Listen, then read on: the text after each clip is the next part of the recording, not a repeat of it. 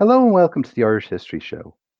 If you'd like to listen to this or any previous episodes of the show, you can go to our website, irishhistoryshow.ie. You can follow us on Twitter at Irish History Pod or like our Facebook page, facebook.com/The Irish History Show. On this episode of the show, we're very pleased to be joined by Dr. Ruth McManus, who is the Associate Professor in Geography at Dublin City University School of History and Geography. Ruth, you're very welcome to the show. Thanks very much. It's a pleasure to be here. Now, today we're going to be dealing with a very interesting subject and one that is very relevant at the moment, and that's housing in Dublin. Now, it's always really been an issue, hasn't it? Going back a century or more. Yes, indeed. Every time I see headlines saying the housing crisis, Dublin's housing crisis, I think, oh, here we go again. Because if you go right back, if you read newspapers going right back into the 19th century, you'll see the same kind of headlines all the time. Or Dublin in particular always seems to have had a housing crisis. The nature of the crisis changes over time, of course, but there's always been issues there with housing in Dublin. Well, one of the main issues, I think, is the fact that the private sector wasn't able to provide the amount or the quality of housing needed for the amount of people in Dublin. And what role would local government and national government provide in terms of housing? How did this manifest itself at the start of the 20th century? Well, I think we need to go back even a little bit further, back into the 19th century. And if we turn the clock back, we see a very different attitude to where the state and local government indeed should be involved. And I suppose what was going on back then was this gradual acceptance that really the state did need to intervene. There had been a sort of, the Victorian idea was one of laissez-faire, let the market decide, let the market provide whatever needs to be provided. And over time, it was gradually accepted that, well, actually, that's a bad system and it leaves people in a lot of difficulty. And that happened with all sorts of things, including housing, but also public health and other issues. Remember, it wasn't until 1908 that the idea of giving people an old age pension finally came to fruition. So if we go back into the 19th century, we see an attitude that the government really shouldn't be involved. And when the government starts to get involved in these various issues, it's really a case of trying to stop cities from killing people, I think was a big issue in the 19th century because they were such unhealthy places. And gradually over time, to stop things from getting worse. It wasn't actually to improve things or make life better. So it was a very, very different kind of an attitude to what should be done, how the state should be involved in housing. And of course, then if we turn to cities across the 19th century in Britain and in Ireland, we see rapid growth. In the British cities, of course, the big cities like Manchester and Birmingham, these big industrializing cities, they're growing very, very rapidly. The population is increasing at a dramatic rate, and there's a huge amount of industry. There's lots and lots of factories pumping out fumes and pollution and smoke and so on. In Ireland, Dublin was also growing, but it was sort of a different situation because we didn't have that level of industrialization. So we didn't have lots of industrial jobs for people. What was happening in Britain was that there were people crowding into the cities. The employers were providing some housing for them, but of course the housing wasn't very good quality and so on. In Dublin, we see people flocking to the city, mostly not because there were necessarily jobs there, but because this was where all of our charities were located. When people were impoverished, they actually came to Dublin. So we had a big problem with paupers coming to the city.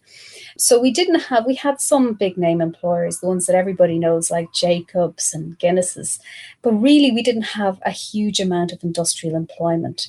And over the course of the 19th century, what we see is the employment base getting more and more problematic. So what we have is more and more and more people falling into that unskilled labourer category. And once you have a lot of unskilled labourers, the problem is they've got irregular employment, they're not very sure where the next wage packet is coming from, and they have a low ability to pay rent. So there's not a lot of incentive for people to be building housing. The private market isn't going to be building housing for these people because they can't pay very much money for housing. So that's the one side of the coin. It's the issue around the provision of housing by private developers. That's just not happening in Dublin. Whereas in Belfast, where we do have a much more industrial development going on in the course of the 19th century, there is housing being provided. So we get those typical 2 up, 2 down type red brick terraced houses. You see them all over Belfast. They're just like the kind of the Coronation Street type of house. You don't get that, or to a very, very limited extent in Dublin. So that's one part of the equation. What you say about Belfast is very interesting. And I've had someone say that to me, that within living memory, like in the 60s, the father of a friend of mine moved from Belfast to Dublin. And he was shocked by, even then, what he thought of as like the squalor in tenements in Dublin compared to what he thought of as relatively well-constructed housing and kind of, respectable working class life in Belfast. Yeah, I think we never really got that. If you go to Belfast or to loads of cities that developed in the 19th century in England, like I have occasion to go to the Centre for Urban History in Leicester, say, you've got loads and loads and loads of that 19th century housing.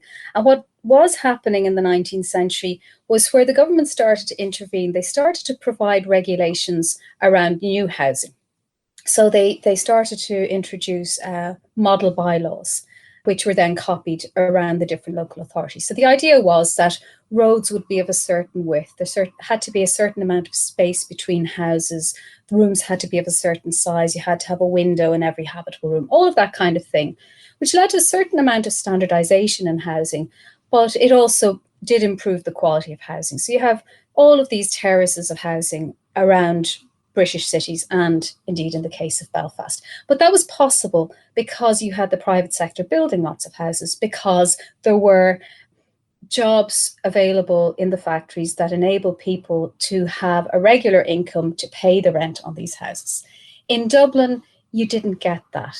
You have a very divided city in terms of the incomes, I suppose. And what we see happening in Dublin is we don't have as much of that kind of job security.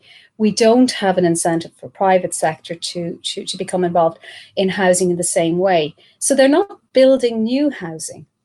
So the new housing, that lovely 19th century working class housing that, is quite attractive to people today, we don't get that to any great degree in Dublin. Instead, what the market does do is it subdivides older housing. And it repurposes the houses that had been the grand houses of the elite in the 18th century. And now they're being subdivided and turned into these tenement houses, which, of course, are not being well maintained, are not designed in the first place for large, numbers of people to live in them, for multiple family use. They're just not really up to it. They're gradually deteriorating over time. So that they're the tenements, the famous tenements that are so much a feature of Dublin life, right down until really the last of them are only being demolished in the 1980s there along Summerhill. So they have a very, very long lifespan. And as well as those large family houses that have been subdivided, you also have, what's even worse, are people living in the cellars of those houses. It's absolutely, no light. They're damp. You can imagine how awful they were. And then in the back lanes and alleyways, and where there had been stabling for horses in the mews, they're no longer required because the people who are living in the front and the main house aren't in the business of keeping horses anymore, because they're, just ordinary Joe Soaps. What's happening is in those back lanes, you're getting shacks and hovels. It's really like sort of shantytown in the back lanes, which is even worse. There's some amazing photographs that some of the listeners may have seen associated with the 1913 housing inquiry, where John Cook, who was involved with the Society for the Prevention of Cruelty to Children, he went around and he got into these back lanes and into tenements, and he photographed. So we have this amazing evidence of what it was actually like and how impoverished the life was for people living in those tenements, slums. Well, Ruth, you just mentioned there the 1913 lockout and the housing inquiry, and how this really brought into focus the quality of housing that citizens in Dublin had to live in. What pressure did it put on local authorities in Dublin to provide better housing? I suppose what you see is over time, there's an awareness that something needs to be done about housing in Dublin. People are dying more than they should be because of conditions in the tenement houses. You have, high rates of TB, for example, because it spreads very easily in that kind of overcrowded environment. And really, going back the 1860s, 1870s, 1880s, there's various calls and various moments where we think, aha, now something is going to be done. There was a housing inquiry, for example, in 1885, I think it was. But what we see happening in 1913 is very, very dramatic. Up till now, there's been calls for housing. People say, oh yeah, something should be done. And eventually the corporation actually does start to provide some housing from the 1880s on. Obviously not very much, but it's starting. It's a very, very low base. What happens in 1913 is that we have suddenly a political impetus in a different way than previously. So what we have is a situation where at the end of August, the lockout begins. We have police baton charge on O'Connell Street, Sackville Street. So the city is really like a tinderbox, I guess. Things are very, very tense. And then at the start of September, we have 2 houses on Church Street which collapse. So 2 tenement houses collapse. 7 people are killed in that collapse, including one young lad. A very sad story. He had been let go on account of the lockout, and he went back into the house to rescue his siblings and was killed, crushed to death. So you see in the newspapers of the time, side by side, the discussion of the lockout, who had this big standoff between the employers and the unions, and, well, the ITGWU in particular. And at the same time, on the same page next to that, the whole story of what happened in Church Street, who's to blame, why did this house collapse? It's not the first time that the houses have collapsed. This is happening all the time. They're deteriorating, they're getting worse. Over time, they're not being maintained. But because it happens at this particularly significant moment politically, there are very, very strong calls for something to be done. And even the Irish Times was very much on the side of the employers, and a very, unionist paper, very conservative in its outlook. Even in the Irish Times, they were saying, well, the lockout wouldn't be happening. We wouldn't have this labour unrest if people had decent housing. You actually see the same thing happening after the 1916 Rising, people saying, oh, well, this mightn't even have happened if people had decent housing. So now there's a sort of a political element and further calls for something to be done. So once the collapse happens, and there are various calls that there should be a proper inquiry into housing conditions, there is an inquiry set up pretty quickly, and it reports within a few months. It's far, far quicker than the modern day equivalents. And what that does is it gathers all sorts of evidence from everybody who's interested in the housing question in Dublin. It also, by the way, there's a big appendix which looks at other parts of the country and sees what's happening there. And it gathers evidence comparing the situation in Dublin to other major cities within the UK, of which we are still a part, of course, at the time. And basically what they find is that the situation in Dublin is pretty much worse than anywhere else. It was compared at the time to Calcutta. The death rates are higher. One of the big issues in Dublin, more so than anywhere else, was the fact that we had an awful lot of one-roomed tenements, so whole families crammed into a single room. And that level of overcrowding was very, very problematic in terms of public health. So there's huge evidence there that something needs to be done. And even Augustine Birrell, who's the Chief Secretary for Ireland, is saying, well, this report shouldn't just be left on a pigeonhole somewhere. This needs to be acted upon.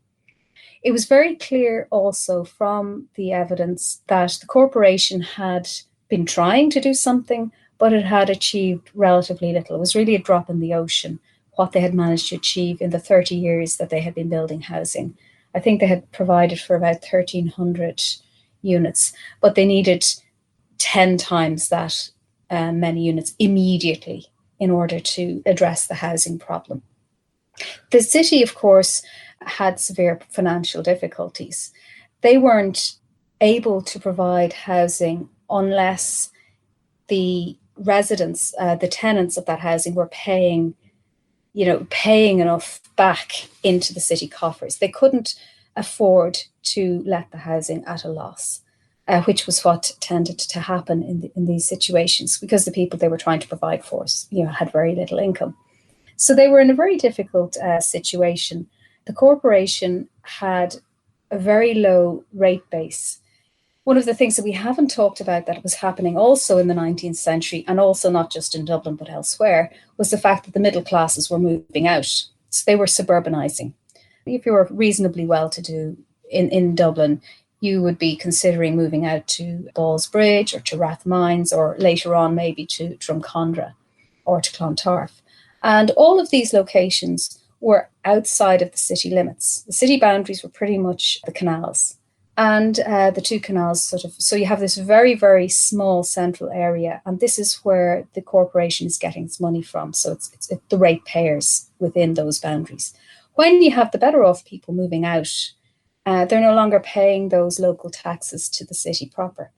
And it leaves the corporation with a big financial headache. So they're trying to provide not just housing, but they're also paying for all sorts of other services within the city with very little money.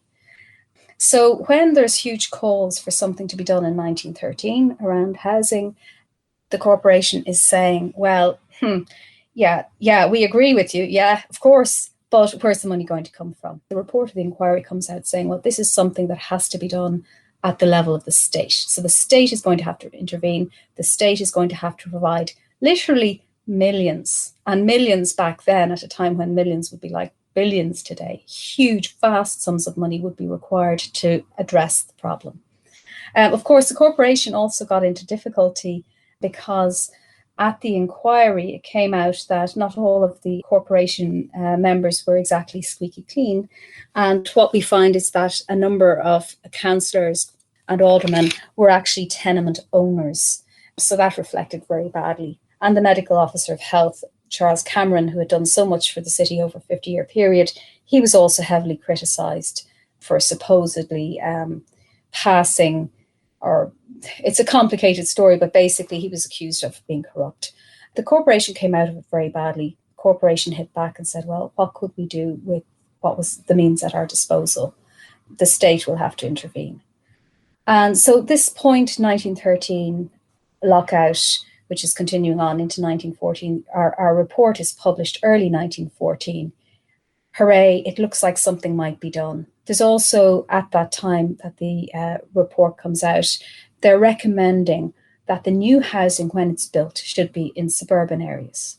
That it's a good idea to bring people out of these overcrowded central areas, bring them out to where there's more light, more air, it's healthier surroundings. So to suburbanize the population of Dublin. That's a very, very important recommendation. And this is all tied in with the movement at the time, the Garden City movement, which is, great interest in a new way, an apparently new way of living, a better way of living in cities. So this is all very wonderful. And we think, okay, great. We've got a particular moment that seems to be a very strong impotence. There's the whole political agenda behind this. Maybe now is the time that something is going to be done for housing in Dublin. But of course, looking back, we know that it's all going to go pear-shaped because, of course, with the outbreak of war at the end of the summer of 1914, all of the resources are now going to be diverted into the war effort, and there's not going to be any money for Dublin, sadly. On that, the idea that corruption plays a factor in the housing crisis of that time, it kind of feeds into a political narrative, doesn't it, of Labour activists and, to an extent, separatist activists in the early Sinn Féin, that the existing corporation is corrupt and they're these old Rebendite jobbers and, they're only in it for themselves.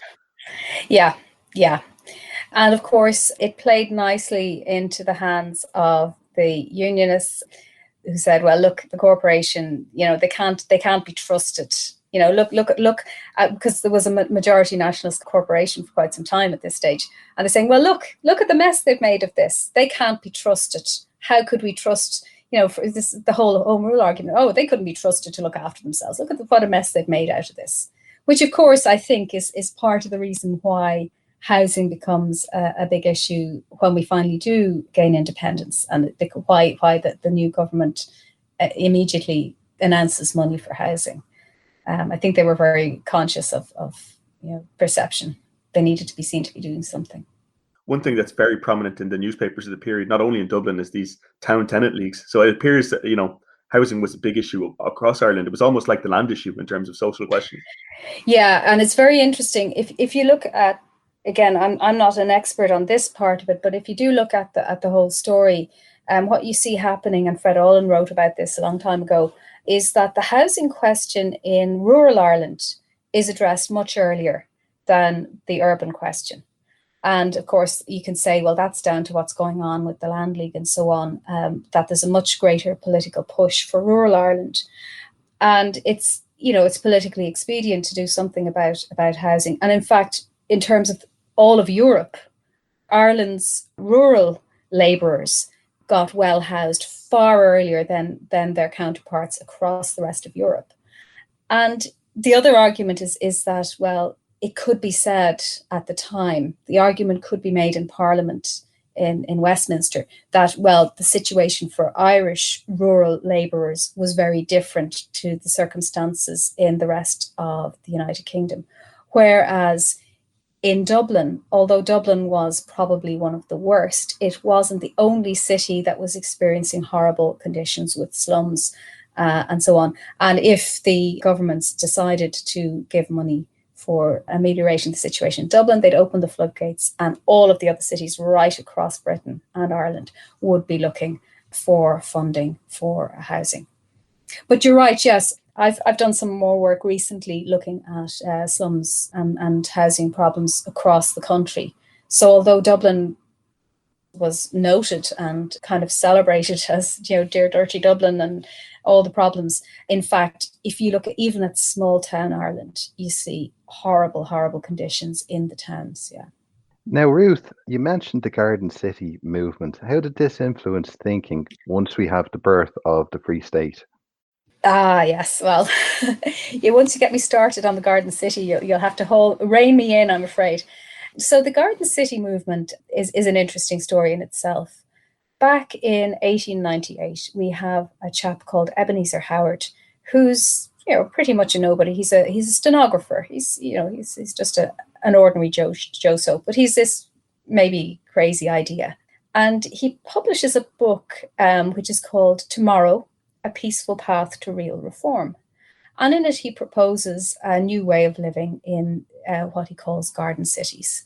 And the idea is that eventually decant the entire population out of the current cities into these new, well-planned and organized cities. The amazing thing about it really is that the idea took off. So his book is published in 1898. It's republished then a couple of years later with a new title, Garden Cities of Tomorrow. So the Garden City movement takes off very quickly. We have a company established to set up the first garden city, and the foundations are laid in 1903. So already there's an exemplar out there of this new way of life. So one of the things that happens is that they have Raymond Unwin and Barry Parker brought in to design what this new garden city should be like.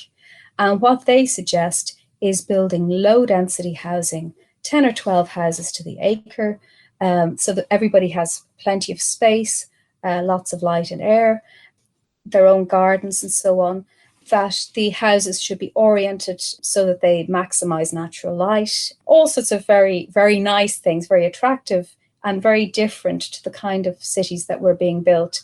Those hygienic 19th century bylaw streets that we talked about a little bit earlier, where you have lots and lots of straight streets, but they're all identical. So Unwin and Parker were kind of giving much more of a sort of a villagey feel and a lower density as well. The average density maybe in those Coronation Street type housing areas would be maybe 40 or 50 to the acre. Now we're talking 10 or 12 to the acre. So much more spacious surroundings. So this Garden City movement was really taking hold. And there were a lot of big industrialists in the UK who actually put money into it, including people like the Cadburys and Harmansworth, the guy who ran the Daily Mail. So there was quite a lot of interest in it. And that interest also was seen on this side of the water. There were a number of exhibitions where people came over, Patrick Geddes in particular, who was also a witness at the 1913 inquiry. He had come to Dublin on a number of occasions and promoted new ideas about this garden city type approach. So this was all in the ether, I suppose, from throughout the 1910s, and Michael Bannon has written about this. And unfortunately, we saw that there was a bit of a hiatus with war conditions and so on, and very little construction took place in Ireland in general from 1914 right through until, I suppose, the mid-1920s, really, because costs had gone up. The stability or lack of stability in the country meant that very few people were willing to take a punt on building. So then when we get the Free State up and running, when the corporation is finally in a position to really start building again after, well, they had been building bits and pieces, but they hadn't had a really good chance to get their teeth into something, I guess. When we're in a situation where we can build something, all of these influences have come to play. So the Garden City movement has really influenced overall British planning. The first Planning Act in the UK was as early as 1909. Raymond Unwin, that man that I mentioned, who was involved in designing the very first garden city, he was involved in Britain in a committee that was established to decide how housing should be built after the war. So this was called the Tudor-Walters report. And that report had all of those ideas around low density, lots of space, light and air that we've already mentioned. So from being this one crazy guy in 1898, my friend Ebenezer Howard kind of thinking up this crazy idea that we should all live in a very different way. By 1918, we've got the Tudor-Walters report where these ideas, as filtered through Unwin and Parker's work, are becoming the manual. Then there's a housing manual in 1919 in Britain that's saying this is how we should be building houses. This is the way housing schemes should be laid out. And here in Ireland, that idea very much took hold. So when we look at what the corporation is doing in the mid-1920s, they're very much influenced by this Garden City movement. Of course, Raymond Unwin actually did come to Dublin and was involved in advising on the most famous scheme of the lot in Marino. So what we see at Marino is sort of the ultimate in this Garden City movement, except that the Garden City idea was that we should have separate towns or separate cities where everybody should be working and living within those communities, that they wouldn't need to go outside for anything. Whereas what we see being developed in Marino is actually a suburb of Dublin. But nevertheless, a lot of those ideas around design come right through from that Garden City lineage, if you like. Rona McCord has written a very good article for my website, The Irish Story, on this, and she made a couple of points about Marino, but one was that it was very well built and well constructed, but that it was very much influenced by this idea of the respectable working class would be settled there. Yeah, well, that is one of the big issues that face the corporation right through from the very beginning. If we look at the story of what the corporation built, going right back to the very first schemes at Benburb Street, it was Barrack Street, Benburb Street, and at Bow Lane West, what they built was very, very cheap and very low quality. And what happened was that the people who went in there were also, it was the poorest of the poor, which is what they were trying to cater for. And when they provided that housing there at a price that people could afford, that was all well and good. But immediately we had people coming in and saying, oh, look at the death rate in those new buildings on Benburb Street. The death rate there is higher than the city average. You're just creating new slums. So the corporation always had this difficulty. If they built housing to cater for the people who were most in need, they were being accused of creating slums because the people in greatest need could not afford to pay for better quality housing. And the corporation was financially tied. There wasn't a principle of subsidy. They weren't in a position financially or indeed legally to be building housing if it was going to become a huge burden on the ratepayers. So right through from that early stage, there was this toing and froing within the corporation all the time about what they should build, about where they should build, and for whom they should build. And the way that the corporation kind of faced this, or I suppose, if you like, came to terms with what they did, was that they built better quality housing, but then it was only the better off people that could afford it. But if those people were getting into that housing, they would be vacating slightly better slums, and there would be what they called a filtering up effect. In other words, the poorest people would be filtering up into slightly better housing. So everybody would benefit from the slightly better conditions. It wasn't just an argument that was being made in Dublin or in Ireland. You see the exact same discussions going on in British cities as well. So when we come to Marino, the huge question with Marino is that the corporation wanted to build a model. If we go back to what I was saying about the Tudor Walters report and the housing manual in Britain, what they were doing was they were trying to set a new standard that everybody would adhere to, that the local authorities, but also private developers would have to build to this higher standard. So if we look at what goes on in Ireland, we have a similar concept. There's an early version of a housing manual here as well. It's not quite as sophisticated as the British one, but corporation comes in and they say, and this is in various reports, you can read about it, they're discussing making Marino a model, not just a model of local authority housing, but if they say, if we're building to this standard, well then private builders will have to at least build to the same standard as this, or people who are going into these private houses won't be happy. So the aim from the very outset at Marino was that this would be a model scheme. And in fact, the corporation was in difficulty in financing it. So one of the outcomes is that they decide, if we build better quality housing, we can't afford to rent this housing out because it's going to be a constant drain on our resources because it's loss making. So they decided to make this a tenant purchase scheme. So this was a very radical idea, that the people who moved into the house in Marino, the new tenants, would actually, over a period of years, be paying a higher rent, so-called purchase rent, but at the end of the period, they would actually own those houses. So as Rona has said, that meant that you have a slightly better class, if you like, of tenant. Well, you have people who can afford to pay that rent. Now, the thing is, you can be critical of the corporation. You can kind of say, well, were they not fulfilling their remit? But at the same time, there was huge demand for these houses. You see this in Marino, you see it later on in Drumcondra and Donecarney, that these schemes were hugely oversubscribed. So there was clearly a huge need, even for people with a bit more money, there was a huge need for decent housing for them. In fact, there was a huge shortage of housing for all classes in the 1920s. So that's one side of the whole finance story in Marino, which leads to it being aimed at a slightly different tenant.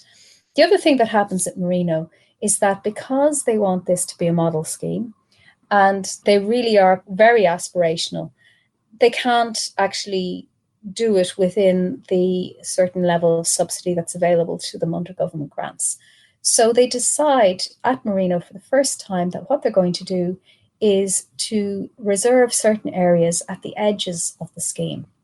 So if you know Marino, along what they call the frontages, so the main roads, the Malahide Road, along the new 100-foot road, what's later named Griffith Avenue, later then along Phillipsburg Avenue as well. And those plots are not actually going to be built upon by the corporation. They're going to lease those plots to private builders and require them to build to a certain specification. So this is the start of the reserved areas principle, which is actually applied for a very long number of years in corporation schemes and has a number of impacts, one of which is actually to create a bit more social mixing in the schemes, because the people living in those better houses, if you like, the slightly higher class houses, are of a slightly different social class as well. Well, Ruth, that's an interesting point because I was listening to a talk that you gave about Drumcondra, and one of the issues that you raised was about housing cooperatives and what role they played in the Drumcondra and moving on beyond their Griffith Avenue, that sort of area, and beyond Marino. What role did the housing cooperatives play in this provision of Dublin housing? Yeah, well, it's very interesting actually because again, it goes right back to my friends in the Garden City movement, because one of the things we see that they introduced were what they call co-partnership or co-tenant societies, and what come into Ireland and are known as public utility societies. And quite a long time ago now, when I was doing my PhD, I came across these public utility societies mentioned somewhere, and I went into my supervisor and said, "What's a public utility society?" And nobody had ever heard of them before. They'd kind of been forgotten about. But yeah, basically, they were like a kind of a co-op. The very first example here in Dublin was at East Wall, where we have the wonderful Reverend Hall, who's a Church of Ireland minister down there, who saw the awful conditions and said, "I've got to do something about it." And he started building housing using this mechanism of the Public Utility Society at a time when nobody was building. And it was a very ecumenical undertaking and was very celebrated in its day. So Hall had already started this in East Wall. And then when it came to Marino, what we see happening is the idea is applied again. So, for example, along the Malahide Road, we have an organisation which is really for civil servants. The Public Utility Society builds along the Malahide Road. There's a different society which has a sort of a different name. It's a guild of building workers, and they build some of the houses on Griffith Avenue. And by the time we get to the Drumcondra scheme, which starts, it's sort of 1928, the corporation is so delighted with the success of what they've done at Marino in terms of these reserved areas and using these public utility societies that they go to town on it in Drumcondra. If anybody knows the Drumcondra housing scheme that was built by the corporation, it runs from the park, Griffith Park, up to Home Farm Avenue, Home Farm Road. It's kind of behind St. Patrick's College, sort of a triangle of streets there, Ferguson Road and others. And then from Home Farm Road up to Griffith Avenue, there's a whole series of roads with names of islands, like Rathlin, Lambay, and so on. And what the corporation did was the bottom half of the scheme, sort of south of Home Farm Road, they built the houses themselves.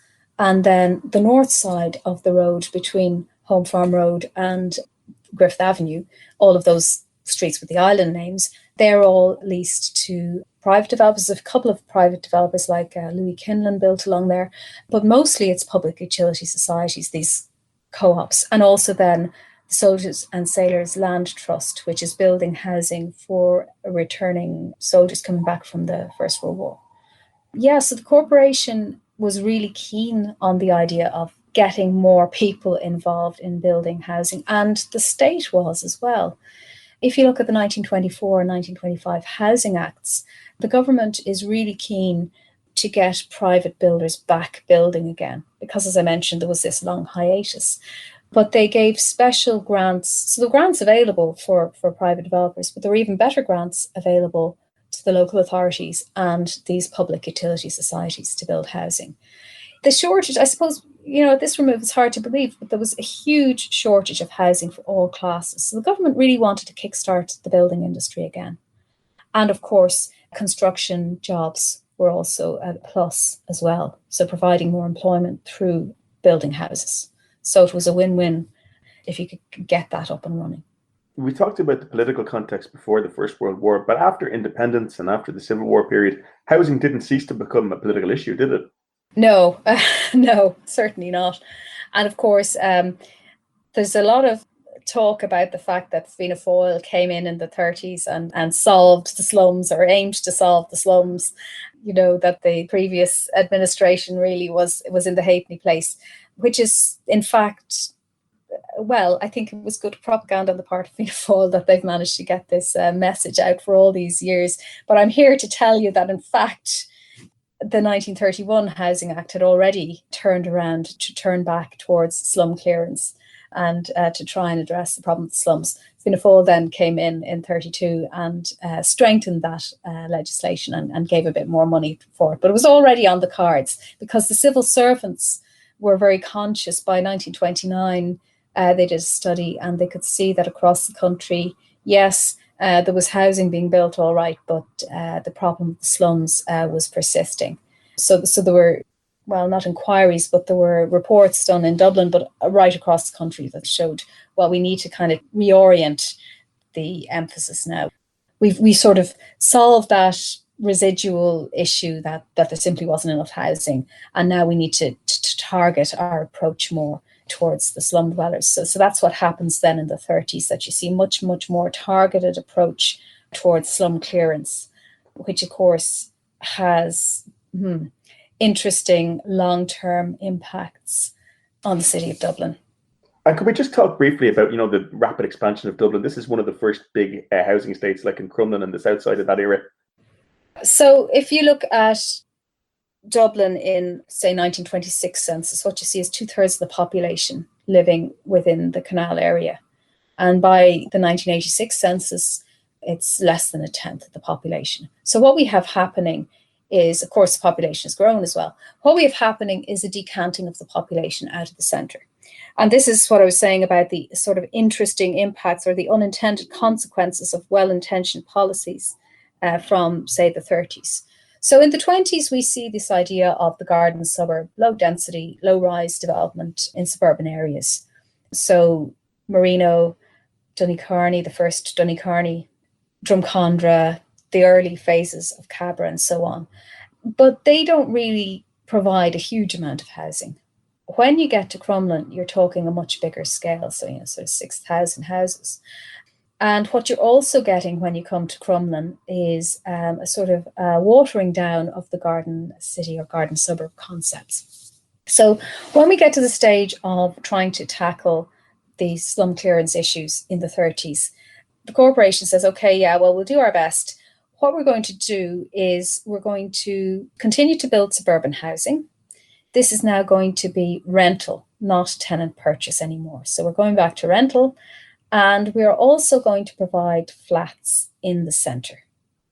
So the poorest people, the people who can't afford to move out to the suburbs, who can't afford the higher rents in the suburbs, are going to be rehoused in new flat schemes. And these are the ones that there's been a lot of talk about recently that are designed by Herbert Sims and his teams. So what you have happening then is a kind of social segregation going on. In the centre, you have the more impoverished people being sort of left behind in the city centre, while much more of the population is being encouraged to move out into these vast by the standards of Dublin anyway, new housing estates like Crumlin, Drimnagh, Kimmage and so on. And this remains the policy for a very long period of time. It was problematic, and it was problematic even if we go back to the debate that was happening in the 1910s. Not everybody in the corporation was too keen on this idea of garden suburbs and moving people out of the city centre. There were a lot of people and it was a constant debate, where should we build the housing? Because there was an argument, no, people need to be near their places of employment, which were at that stage still all in the city centre. They want to be close to their family, their friends, their community. To Alderman Tom Kelly in particular, who was chairman of the Housing Committee for a long time, he has a very interesting story in his own right, but Kelly had grown up in tenements and he said, look, why are we sending people out? Why do we think it's a good idea to send people out of the city? And what's going to happen? I every time I read that, I kind of think, jeepers, wasn't he dead right? What's going to happen to the city if you take out the population, if you remove the population? So we had from the 20s, I suppose, onwards, right through, we've really had a policy of low density, low rise suburban housing for all classes. And the flats that were built in the city centre were kind of considered almost to be like a consolation prize for people who couldn't move out, even though I think for people who live there, it was a very different story. And of course, a lot of people who move it out to the likes of Crumlin, found it very difficult to settle and wanted to go back to town. And a lot, there's loads of stories of people, even later, I suppose, people in the 50s who came out to places like Artane and Coolock who used to go back into town and get the bus back into town every day, get their messages there. They found it very difficult to adjust to the suburban environment. What's interesting though, the psychological aspect of it. Like I remember reading Brendan Behan's mother's memoir, and she said, we were moved out to Crumlin at the foot of the Dublin mountains, and I'm like, what? An inner suburb of Crumlin?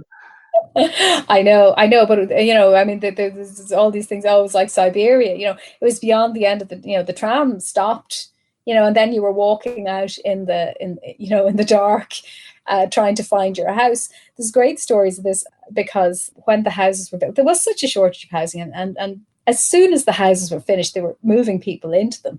And they hadn't finished the estate. They're still building, and they didn't have the signs up on the street corners, for example. And all the houses looked the same. This is one of the things, I suppose, that I was mentioning about, they were cutting costs. So whereas in Marino you have huge variety in the different housing types and in the different building materials. It's very interesting from that point of view, even though I still do get lost in it all the time. But when you go to Crumlin, it all looks the same. And people were walking into other people's houses thinking that they were their houses. They got confused. And people found it very difficult.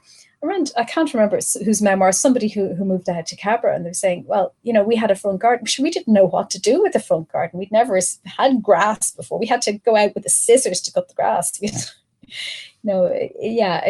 a big shift. And again, not unique to Dublin, but this idea of being pulled from a very close-knit community and settled in this alien environment. There's sort of analogies made with the cowboys and Indians, and sort of being out on this reservation. And again, this is something that we see happening in the 30s with Crumlin. We see people talking about it in the 50s in Vinglas. It's sort of a recurring story. And it's not helped, I suppose, for people moving out to these places, that they were so raw, they were so new. And a lot of people do say, it was great. We had running water, we had a loo, all of those, basics that we think of today. But it was difficult because the corporation was so obsessed with building housing that they had a kind of a housing first mentality. So they provide the housing, but there was nothing else there. So there were no other facilities. You're kind of going into what had been fields up until a year ago. There's nowhere for the young people to go. There's no shops. There's minimal services. You've got the local farmers, if they're a bit entrepreneurial, will come around and sell some vegetables off the back of a cart. But it takes a long time then for the community to really establish itself, to put down roots, and to have all of its needs served. Well, the same thing happened again if you go back to the 1980s and you go to Tala, and when there was vast amounts of housing being built, and the facilities, the shops and so on required really didn't arrive until much later. You used to see the same thing out in Ballymun as well, even where there were great plans to provide wonderful resources and services and shops and cinemas and swimming pools and what they weren't promising, and yet they were ending up with very, very poorly resourced right at the edge of the city, and these little pop-up little shops in containers and so on. So that's a recurring theme, I guess. Sorry, Ruth. I remember you're saying Tala. I remember that in the 80s and 90s when I was a kid. It was a very stark place, very bleak place, because there was almost nothing there, apart from houses. Yeah.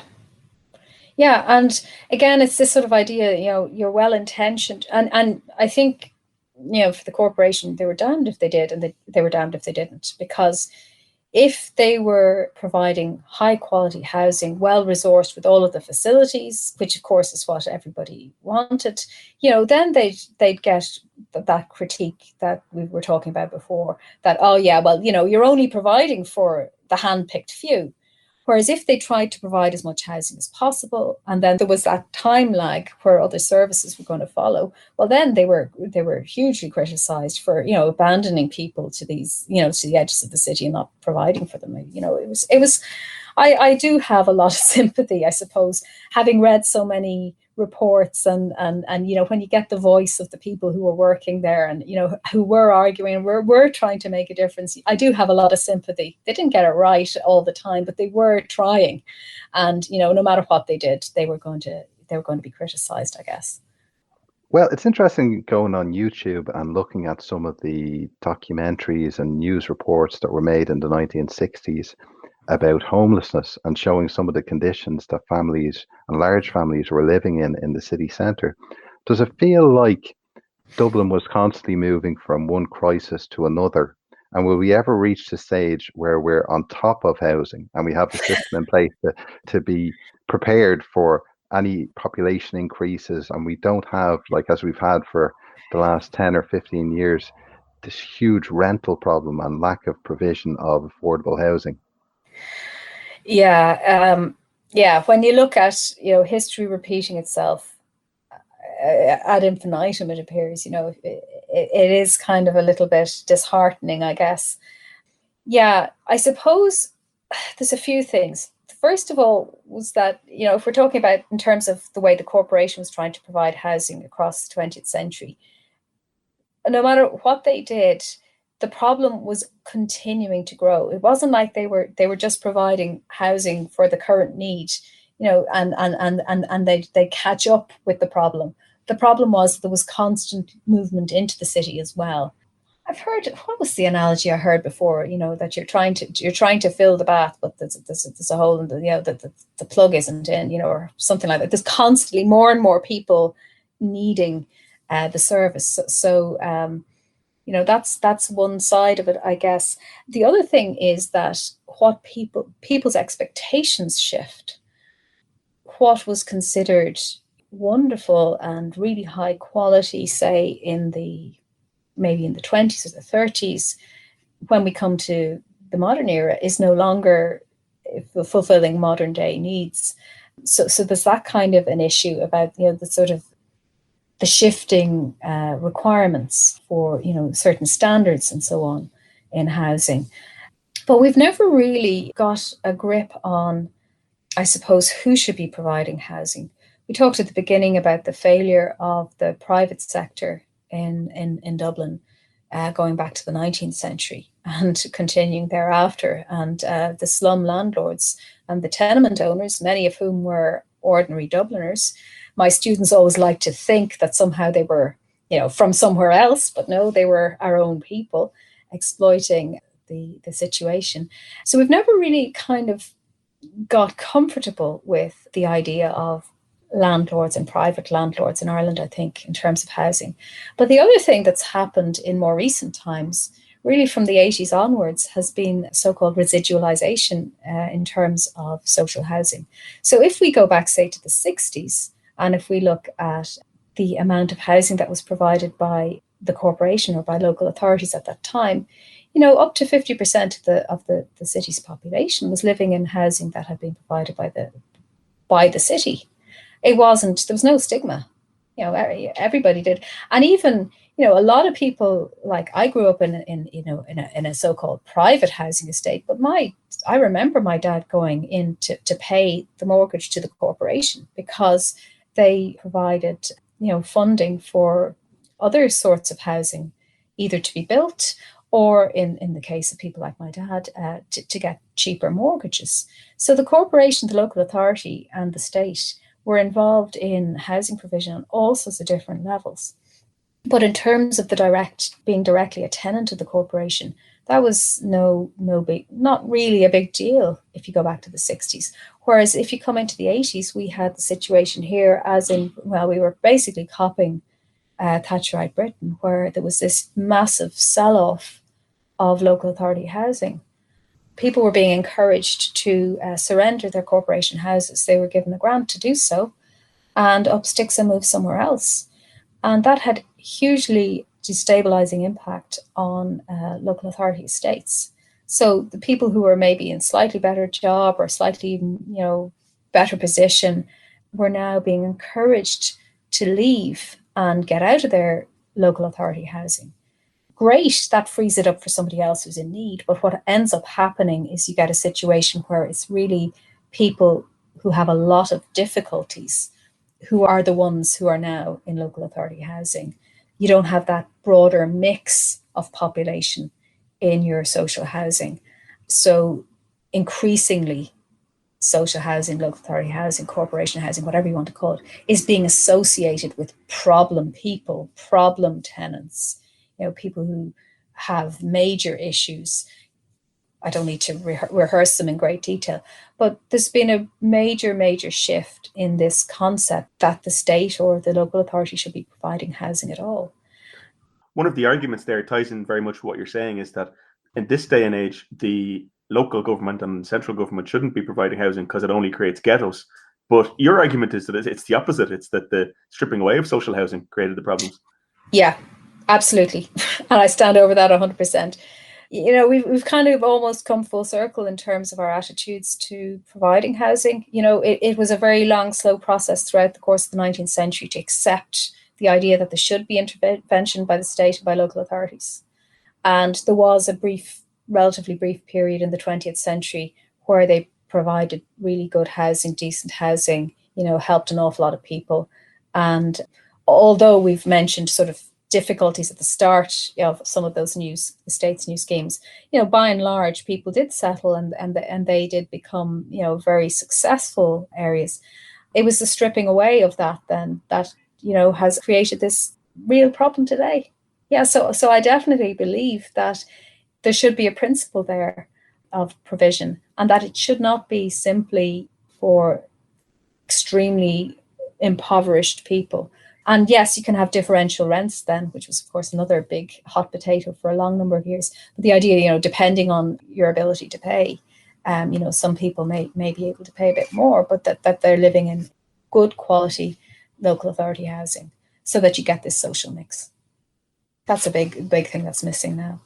The other aspect is, as well as the social aspect, is the kind of idea of urban sprawl. Like, the only reservation I'd have about building public housing is the city is already sprawling enough already. Yeah, well, yes. Going back to our discussion, the idea of the garden suburb and the rest of it, low density, 12 to the acre, seemed wonderful. But in retrospect, what we ended up doing is right through the 20th century, building this low density housing. So if you can only fit 12 houses to an acre, it doesn't take a mathematical genius to figure out that we're going to be gobbling up huge amounts of space. And of course, the beautiful North County Dublin with all its lovely rich farmland is rapidly disappearing under housing. Yeah, so we need to rethink the kind of housing we're building, and this huge car dependence that is established when you have low density at a massive scale, as we've had in Dublin. That's really a big issue, and as a geographer, that's something that would obviously be very conscious of. So yeah, no matter who builds the housing, it doesn't matter if it's the city or authorities or a private developer. You need to think about where it should be, how we can build communities and not be eating up the countryside. So we do probably need, we do definitely need higher density. That does not mean high rise. Ballymun was actually low density. People are always amazed when I say that. It was high rise, but it was actually low density because there's a lot of space around those very tall blocks. It ends up being quite a low density development. So it doesn't have to be, huge towers, which I certainly wouldn't be in favour of. But you can build 5 or 6 story units, for example. So you're at a higher density, but in order to make that work, we also have to think differently. We've been very used to the idea of everybody having a garden front and rear, even if they do end up covering it in cobble block paving their 4x4 vehicles. But, we've been very wedded to that kind of idea, and we've not been very good at providing public spaces. I was amazed the first time I visited a friend in Germany, and, there were little playgrounds on practically every corner. So there were places for kids, even in these. And of course, the design of those apartments on the continent is very different to a lot of quite poorly designed units here, where they're not providing for families. They're not really thinking in terms of storage and all the different needs of families. They're just thinking about them. And I think we've got a big issue in this country about thinking about housing just purely in terms of making a profit out of these. They're places where people live, and we've tended to forget that in recent times. Well, Ruth, thank you very much. That was a fascinating interview. Really appreciate you coming on the show. That was Dr. Ruth McManus from the School of History and Geography in Dublin City University. Now, if you'd like to listen to this interview or any of our previous episodes, please go to our website, irishhistoryshow.ie. You can follow us on Twitter @IrishHistoryPod, or like us on Facebook, facebook.com/The Irish History Show. And we're on a lot of new platforms since the lockdown has started. We've had a lot more time on our hands, so we're now on Spotify and Stitcher and TuneIn, so you can follow the show there as well. And until next time, my name is Cathal Brennan, and on behalf of myself, my co-presenter John Dorney, thank you very much for listening.